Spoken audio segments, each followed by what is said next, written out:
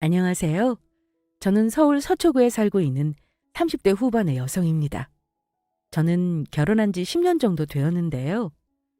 세상은 요지경이라고 하지만 정말 요상한 시댁을 만나 전 한동안 큰 고난을 겪어야 했습니다. 보통 사람이라고는 전혀 납득할 수 없는 이상한 사고방식을 가진 시댁이라고 할까요? 특히 가장 문제였던 것은 저희 부부에게 무슨 맡겨놓은 것이라도 있는 것처럼 능력도 없고 개차반인 성격 때문에 아직 결혼도 못하고 혼자인 시숙을 자꾸만 저희 남편과 저에게 책임지라고 강요했던 시부모님이었습니다.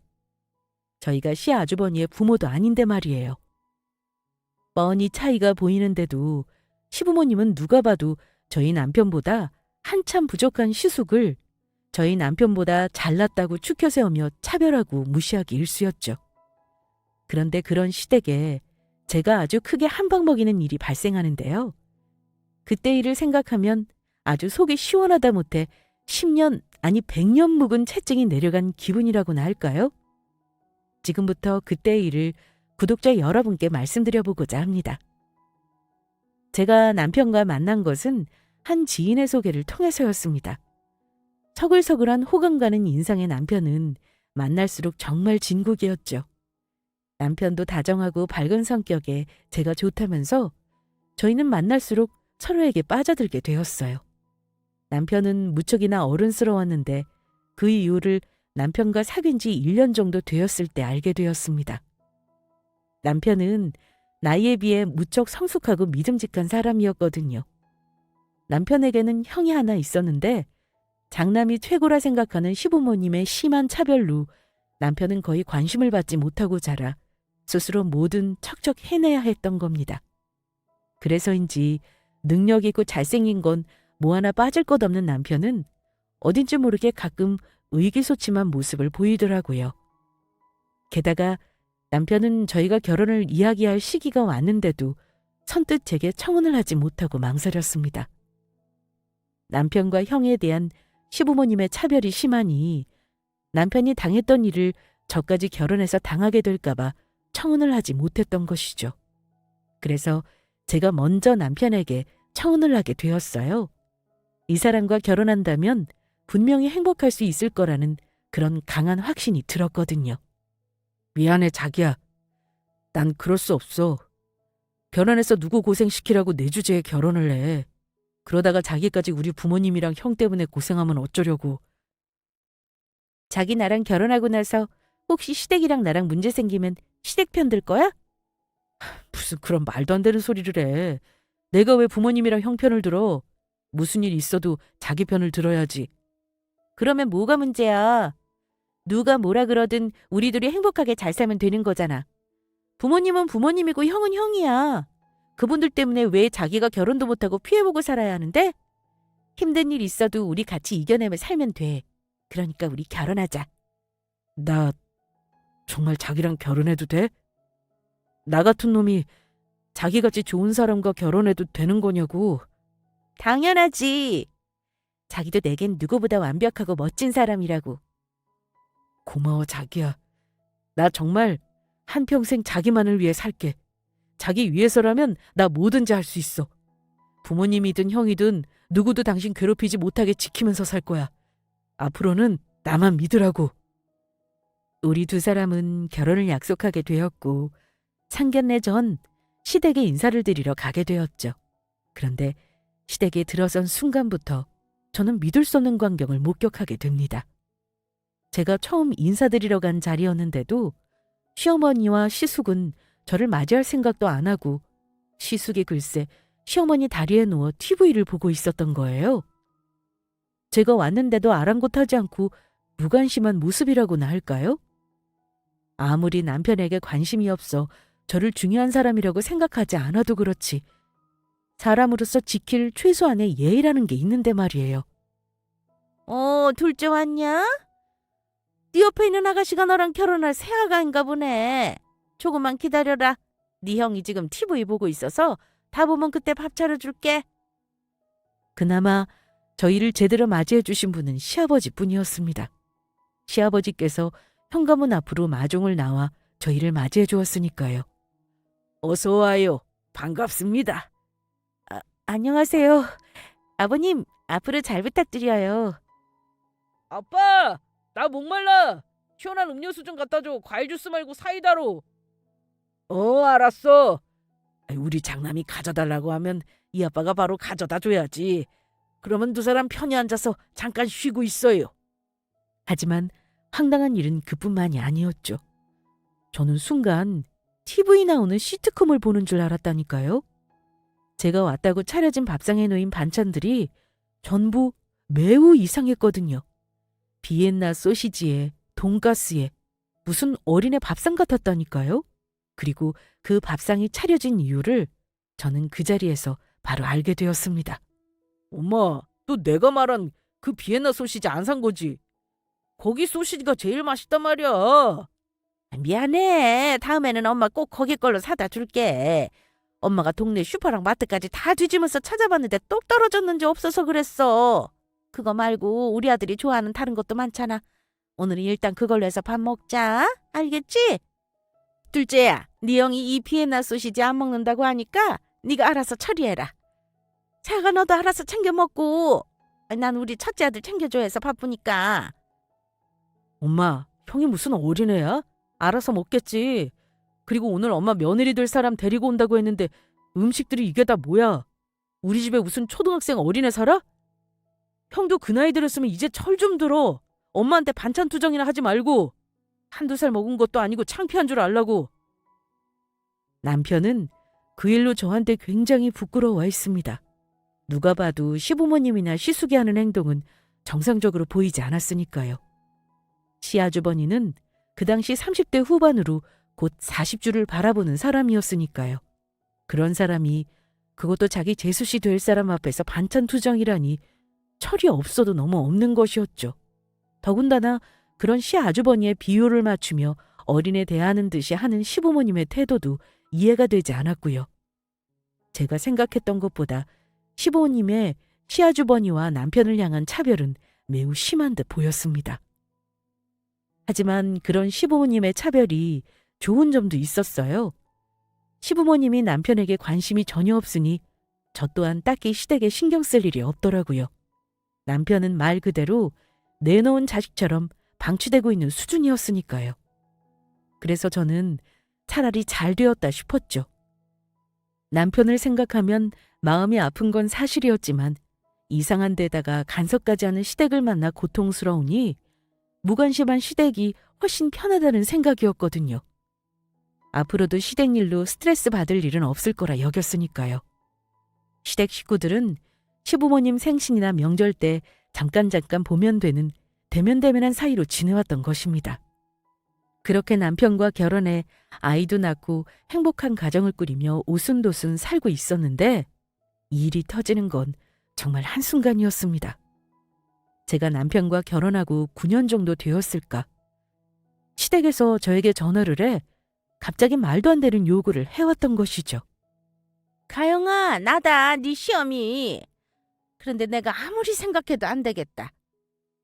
어머니, 갑자기 전화하셔서 안 되겠다니 뭐가 안 되겠다는 말씀이세요? 너도 알고 있지? 네 시아주버니가 얼마 전에 회사 관둔 거. 그래서 나랑 네 시아버지, 시아주버니 이렇게 우리 셋이 가족회의를 해봤는데 아무리 생각해도 이건 정말 말도 안 되게 억울한 일 같아서 말이야. 그래서 우리 셋이 결정한 일을 가영이 너에게 통보하기 위해 바로 전화한 거다. 네? 어머니 도대체 뭐가 억울하고 어떤 걸 통보하시겠다는 말씀이세요? 솔직히 이건 정말 나도 이해가 안 되는 부분이라서. 나도 참고 참다가 이야기한 거다.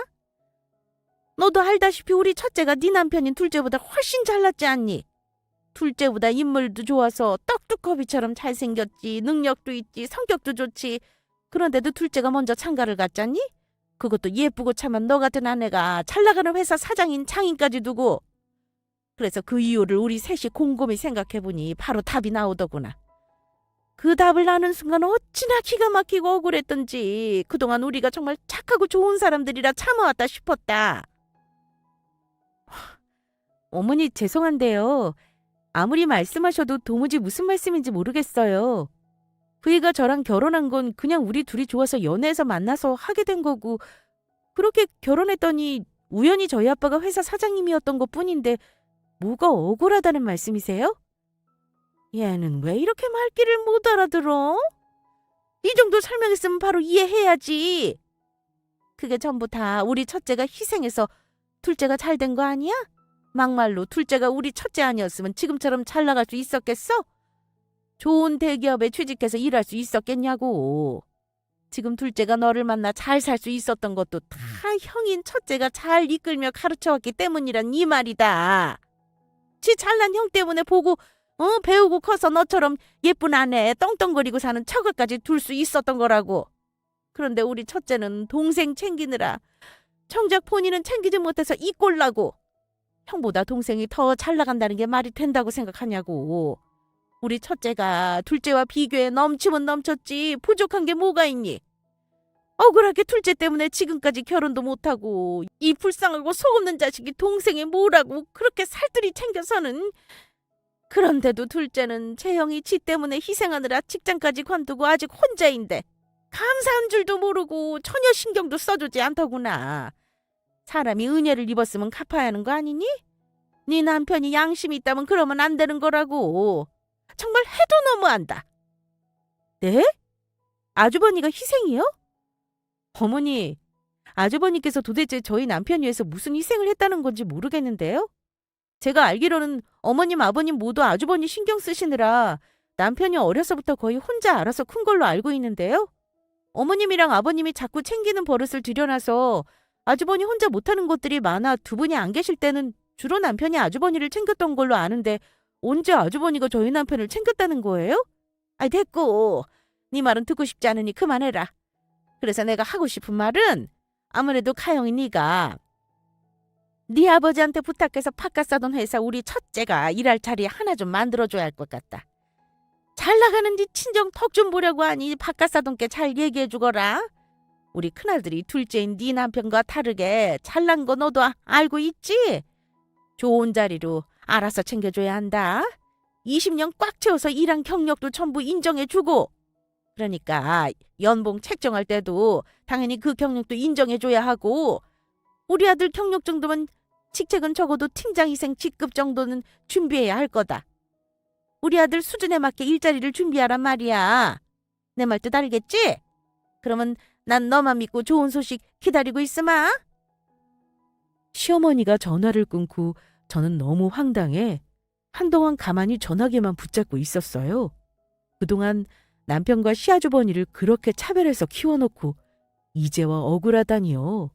도대체 무엇이 억울하다는 것인지 전혀 모르겠더라고요.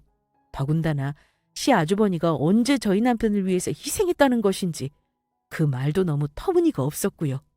사실 저희 아빠는 회사 대표로 작은 중소기업을 운영하고 있었는데 저희 아빠 회사는 IT 관련 기업으로 소프트웨어를 개발하는 곳이었습니다.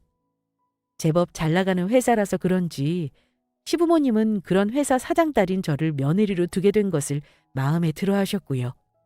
그런데 지금 시어머니께서 저희 아빠가 회사 대표라는 이유로 막무가내로 저에게 시아주버니를 취업시켜달라고 요구해왔던 겁니다. 시아주버니가 했던 일은 저희 아빠 회사가 하는 일과는 전혀 관련이 없는데도 말이죠. 그래서 저는 그 일을 남편에게 알릴 수밖에 없었습니다. 형 일자리를 자기한테?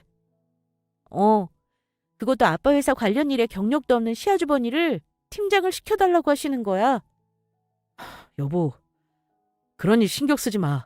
우리 가족들 말도 안 되는 요구 들어줄 필요 없어. 그리고 만약 그 일로 우리 부모님이 자기 계속 괴롭히면 나한테 바로 말해. 내가 절대로 그렇게 못하게 막아줄 테니까. 알겠지? 응, 알겠어. 그런데 며칠 후 시어머니에게 문자가 하나 왔습니다. 추가로 저한테 다른 것을 요구하는 문자였는데 그 내용이 정말 기가 막혔습니다. 가영아, 너에게 한 가지 더 추가로 부탁하고 싶은 게 있어서 연락했다. 네 시아주버니가 결혼을 하고 싶어하니 네가 여자를 좀 알아봐줘야겠구나. 우리 첫째 눈 높은 거 알지? 얼굴 예쁜 건 기본이고 서울 4년제 대학 졸업에 적어도 너희 집보다 집안도 좋아야 할 거다. 너희 집이 제법 잘 사니까 네 주변에 결혼 안 한 괜찮은 여자들도 많을 거 아니니. 그러니까 잘 알아봐야 한다. 둘째보다 우리 첫째가 더 잘났으니 그 정도는 돼야 우리 첫째랑 맞지 않겠니? 네 시아주버니가 특별히 요구한 거니까 잊지 말고 명심해서 가슴에 뜻을 깊이 새기거라. 시어머니의 말도 안 되는 요구에 저는 대응할 가치가 없다고 생각해 아예 답장조차 하지 않았습니다. 그랬더니 궁금했는지 며칠 후 시어머니에게서 연락이 오더라고요. 그래서 네 친정아버지한테는 말씀드려봤니? 어머니, 죄송한데 저희 아빠한테 말씀 안 드렸어요. 아주버니를 팀장급에다가 연봉도 직장 단위 20년 경력을 인정해줘야 한다고 하셨는데 아주버니 하셨던 일이 저희 아빠 하는 사업이랑 전혀 관련 없는 다른 일이라 그 경력을 인정해드릴 수 없겠더라고요. 그러니 더더욱 팀장은 시켜드릴 수 없고요. 뭐라고? 그러면 아직 제대로 바깥사돈께 말씀도 안 드렸다는 이야기냐? 네, 참 어이가 없어서. 그러면 여자 알아보라고 한 거는 그거는 어떻게 됐니? 어머니, 솔직히 말씀드리자면 그것도 알아보기 힘들어요. 아주버니에게 소개해줄 마땅한 여자가 없더라고요. 왜? 우리 첫째가 너무 잘나다 보니 제대로 수준에 맞는 여자를 구하지 못했나 보구나. 그러면 수준을 좀 낮춰서 가영이 너희 집 조건 정도로 맞춰서 알아봐 주는 건 어떻겠니? 어머니, 그게 아니고 아주버니 지금 가진 조건으로는 너무 차이가 나서 소개해드릴 여자가 제 주변에는 전혀 없다는 이야기예요. 아주버니 같은 분 아무 여자도 만나고 싶어하지 않을 뿐더러 소개해줬다가는 제가 욕먹는다고요. 아주버니 지금까지 직장만 다니셨지 혼자 하실 수 있는 게 하나도 없잖아요. 양말 하나도 혼자 못 찾아 신어서 매일 어머니가 찾아줘야 하는 남자랑 누가 요즘 결혼하려고 하겠어요? 그러신 분이 결혼해서 한 집안의 가장으로 가정을 책임지고 살 수나 있겠어요? 그리고 제가 도무지 이해가 안 가서 그러는데 아주버니가 한두 살 먹은 어린애도 아니고 결혼하고 싶은 거면 본인이 알아서 결혼할 상대를 찾아야 하는 거 아닌가요? 그런데 아주버니가 여자분을 못 만난 걸 저보고 책임지라고 하면 어떻게 하나요? 본인도 못하는 일을 저보고 어떻게 하라고요? 게다가 여자가 무슨 물건도 아니고 구해오라니요. 그러면 우리 첫째가 뭐가 부족해서 둘째보다 못하게 살아야 하니? 둘째 신경 쓰느라 지금까지 결혼 못한 것도 억울한데 그럼 앞으로도 평생 혼자 살라는 그 말이냐? 둘째 때문에 이렇게 혼자 있게 된 우리 첫째 인생은 누가 책임져 줄 거냐고. 솔직히 둘째보다 잘난 우리 첫째가 잘 돼야 말이 되는 거 아니니? 그래야 세상 이치에도 맞고 공평한 거지. 아니요, 어머니. 세상 이치에 맞으려면 아주버니가 누구한테 의지해서가 아니라 스스로 노력해서 결혼할 여자분을 만나는 게 맞는 거라고요. 직장도 결혼도 아주버니 스스로 노력해서 찾으라고 하세요. 앞으로는 저에게 이런 말도 안 되는 요구하지 않았으면 좋겠습니다. 그러면 이만 끊을게요.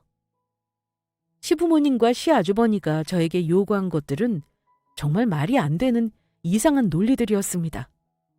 정말로 본인이 원하는 거라면 스스로 노력해서 얻어야지 왜 저와 남편을 걸고 넘어지는 것인지 정말 이해가 되지 않더라고요. 하지만 갑자기 왜 저한테 그런 말도 안 되는 요구를 해왔던 것인지 그 이유는 짐작할 수 있었어요. 시아주버니보다 못하다고 생각한 저희 남편이 잘 나가는 친정까지 둔 저와 결혼해 잘 사는 것을 보니 시부모님은 참기 힘들었던 겁니다.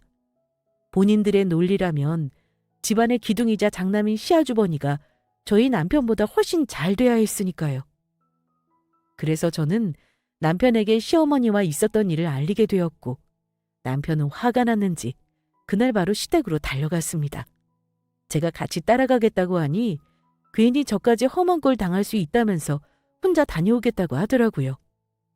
남편을 따라가고 싶었지만 저는 남편의 간곡한 만류에 시댁에 같이 갈 수 없었어요.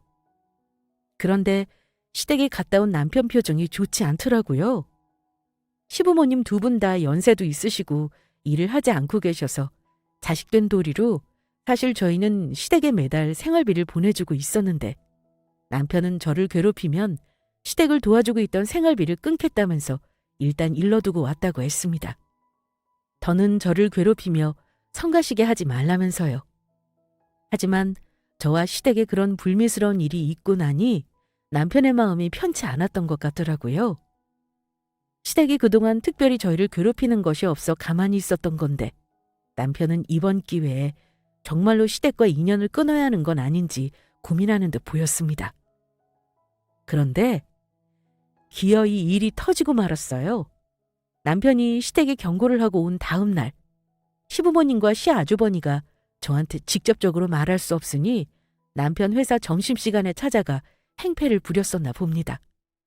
시아주버니가 열심히 살지 않아서 나온 결과면서 시아주버니 인생을 저희 남편 보고 책임지라면서요. 저에게 말해 결혼할 여자와 저희 아빠 회사 일자리까지 내놓으라고 난동을 부렸었나 봐요. 그러면서 시어머니가 남편의 머리채까지 잡았다고 하더라고요. 그래서 저도 가만히 있을 수 없었어요.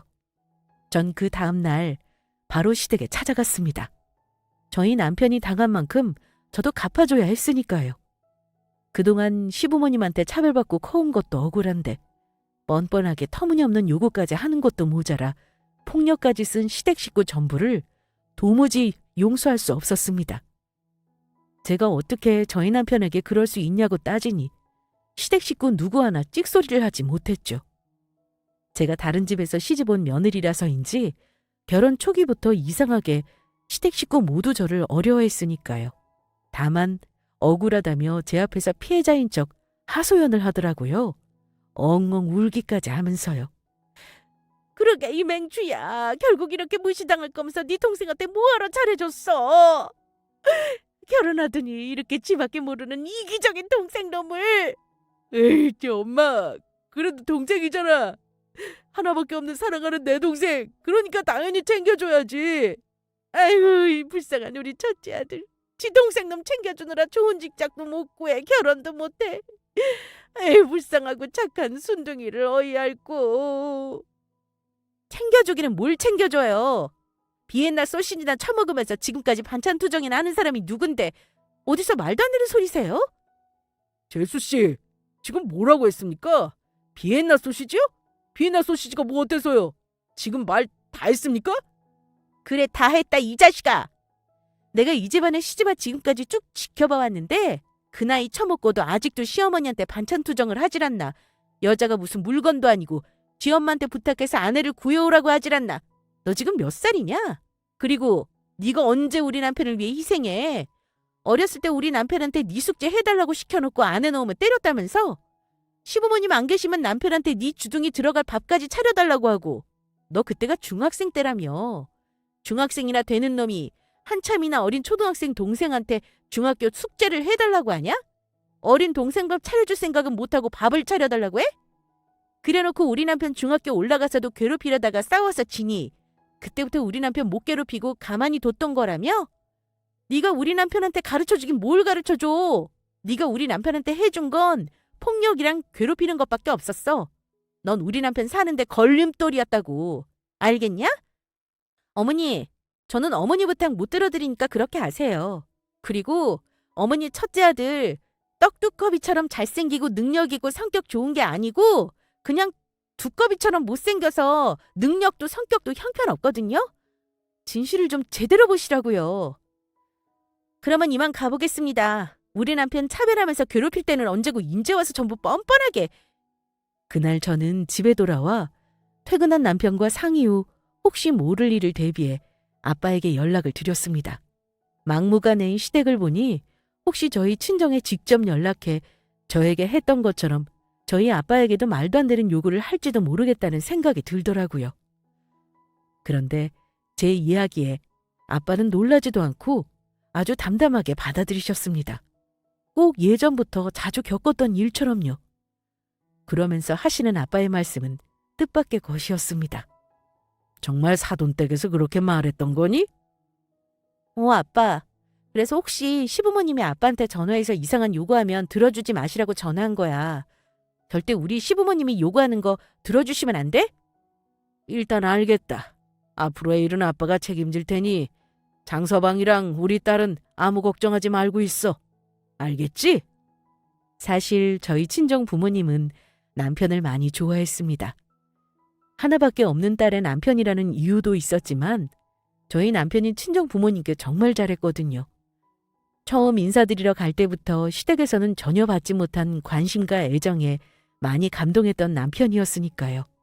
그래서 남편은 사실 저희 친정 부모님을 자기 친부모님처럼 여기고 있었고, 그 사실을 모를 리 없던 저희 부모님도 남편을 친자식처럼 여기고 아끼셨습니다. 제가 좋은 남편을 얻었다며 늘 안심하고 계셨고요.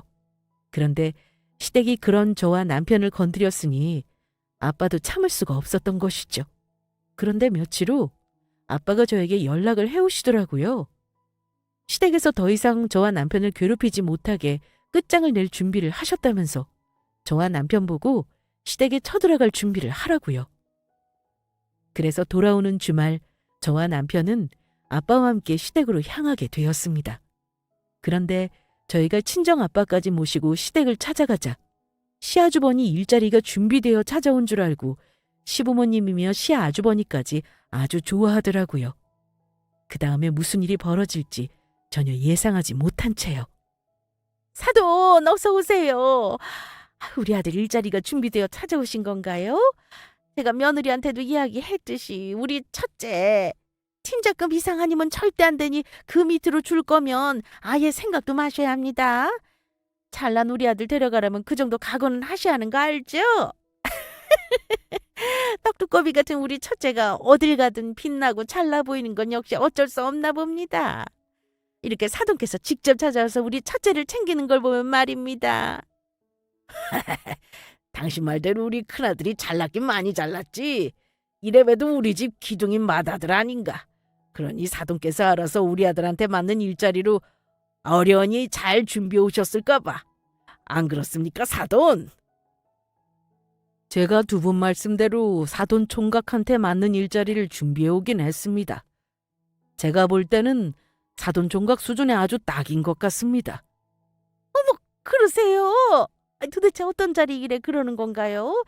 정말 궁금하네요. 사돈, 그러지 말고 궁금하니 저희 장남이 어떤 자리를 준비해 오셨는지 말씀해 주시겠습니까?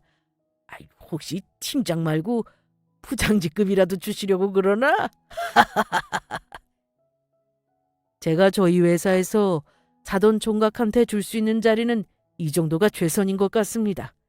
제가 나름 신경을 많이 썼다는 사실만 알아주시면 됩니다. 아빠는 그렇게 말씀하시면서 시부모님과 시아주버니 앞에 서류봉투 하나를 건네주었습니다. 그리고 서류봉투 안의 내용을 확인한 시부모님과 시아주버니는 놀라며 뒤집어지더라고요.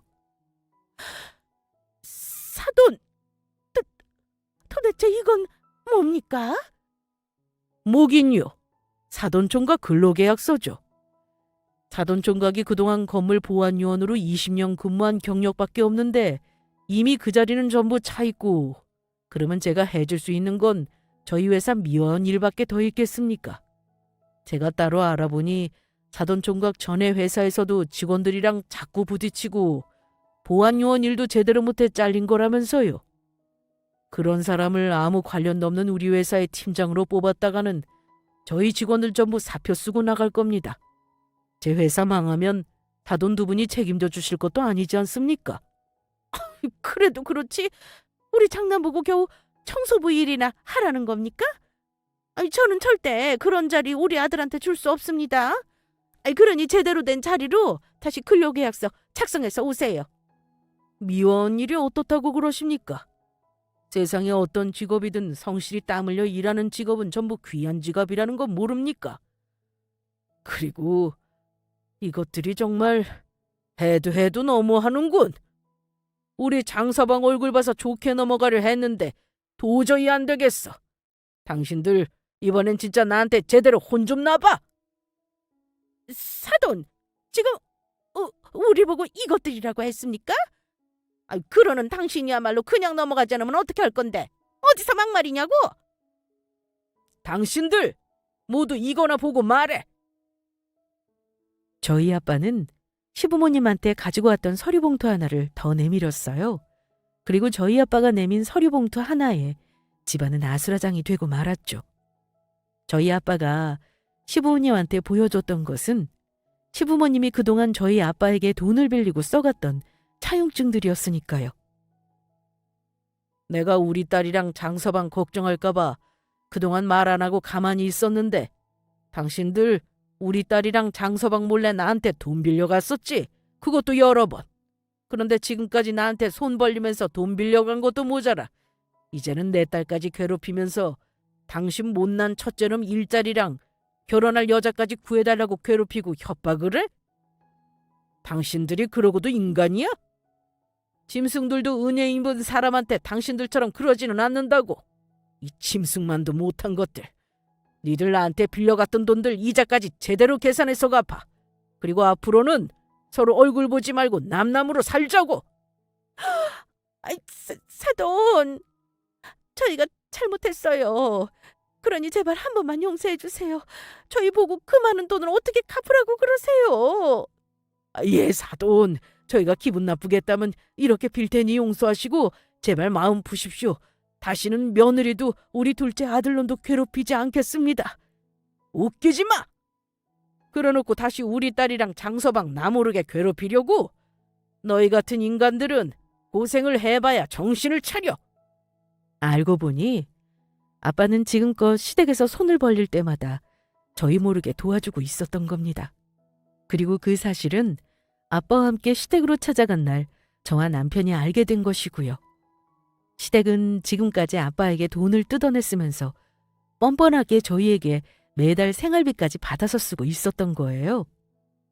시아주버니와 차별하느라 제대로 된 사랑 한 번 준 적 없는 저희 남편에게요.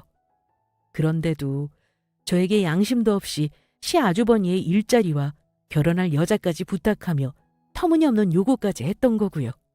저는 순간 배신감과 분노에 몸이 떨리더라고요. 아무리 그래도 그렇지 시부모님이 그 정도로 최악일 줄은 생각하지 못했거든요.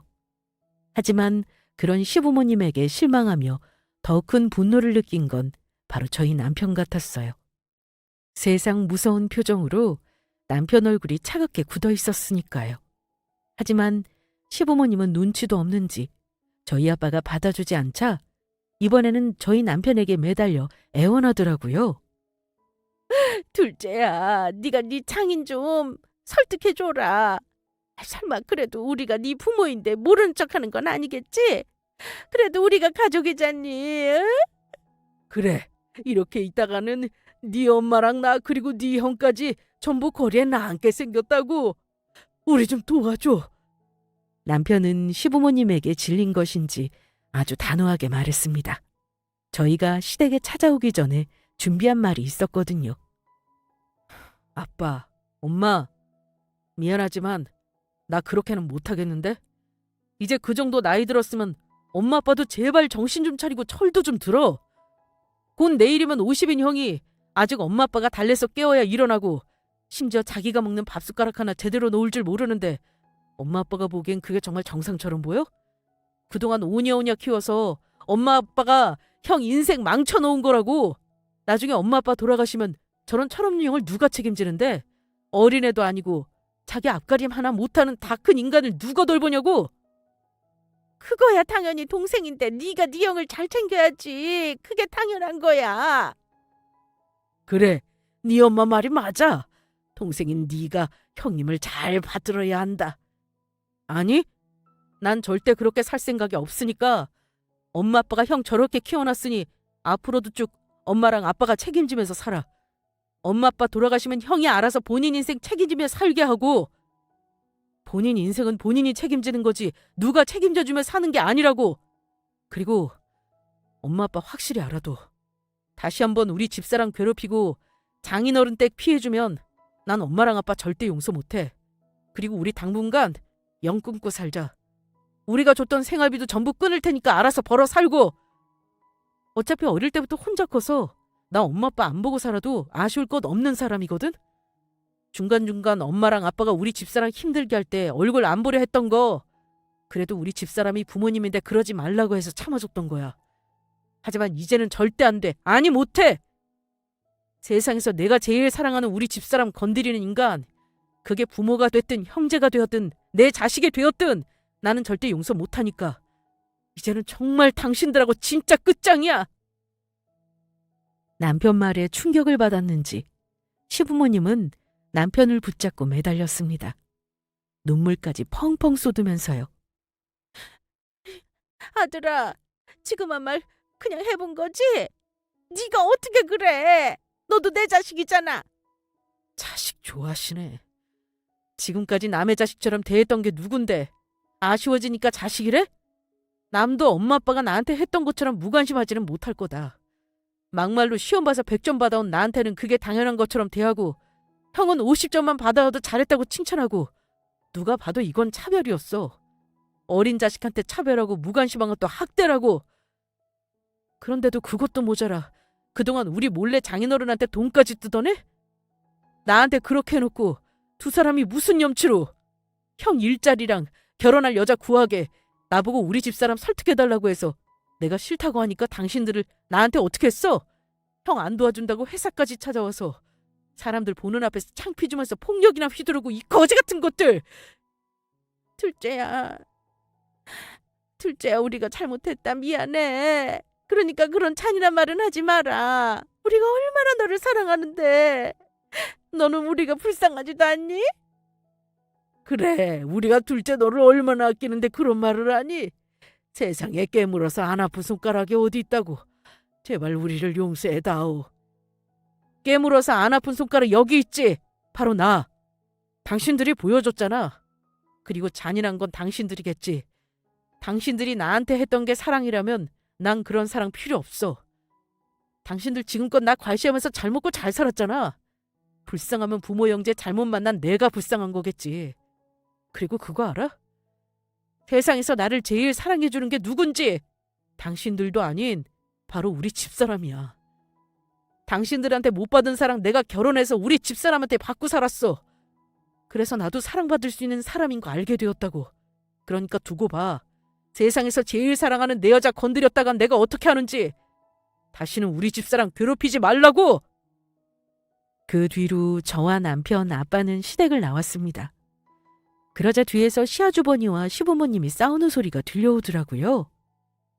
엄마, 그러면 내 일자리는 어떻게 되는 거야? 내 결혼은. 이게 다 아빠랑 엄마 때문이야. 엄마랑 아빠가 괜히 사돈 어르신 기분 상하게 해서 생긴 일이라고. 내 인생 책임져. 내 인생 책임지라고. 닥치지 못하겠어? 이게 왜 내 탓이야? 네가 알아서 직장도 취직하고 여자도 만나 결혼했으면 이런 일도 없었잖아. 너야말로 어떻게 할 거냐. 너 때문에 내 인생까지 망하게 생겼어. 이건 자식이 아니라 원수라고, 원수. 아이고 자식 새끼 하나 잘못 키웠다가 내 인생 족지게 생겼네. 내 인생 쫑났다고. 그 후 저희 친정아빠는 시부모님에게 연락해 다시 한번 저희를 괴롭혔다간 법정에서 보게 될 거라고 경고하셨어요. 그래서인지 그 후 시댁은 저희에게 연락하거나 찾아와 괴롭히는 일이 없게 되었습니다. 가끔 시부모님이 남편에게 전화해 도와달라고 그러는 것 같은데 남편이 단호하게 끊었던 것 같아요.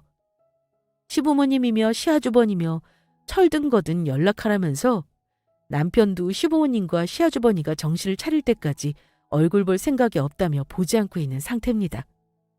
그리고 저는 다시 한번 부모님의 큰 사랑을 느끼게 되었습니다. 그동안 시댁이 저를 함부로 하지 못했던 게 제가 며느리라 그런 것으로 생각했는데 그것이 아니었던 것이죠. 저희 아빠가 시댁에서 저를 괴롭히지 못하도록 시댁을 도와주며 저모르게 막아주고 계셨던 것입니다. 혹 그 일로 남편이 미안해할까봐 말씀도 하지 않으신 채요.